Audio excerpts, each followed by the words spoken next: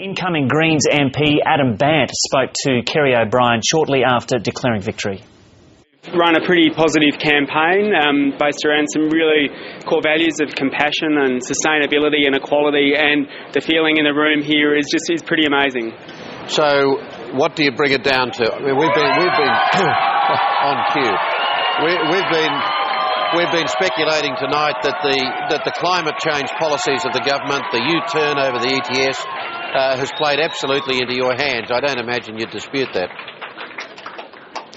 Oh, well, look, the government has chosen to delay action on climate change, and the coalition is in denial about it. And we've run a campaign that says that we need to take urgent action. We're facing a climate emergency. The scientists are telling us we've really got 10 years to start to turn it around, and we took that to people in Melbourne, and I think people in Melbourne have responded.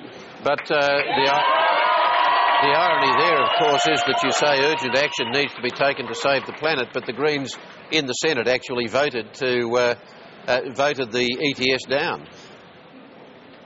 Well, we've always been pretty clear that we will support a scheme that is actually going to reduce emissions. One of the things, the case that we made to the electorate was that Labor's CPRS wouldn't have seen emissions reduced until 2035. And I think today people in Melbourne have delivered a pretty resounding verdict on what Labor and Liberal cooked up as their scheme to deal with climate change. And now we're opening up a new chapter where we've got a really exciting prospect in Parliament to take the kind of action that the country and the planet needs. How different a situation might it have been if Lindsay Tanner had stayed on to contest the seat?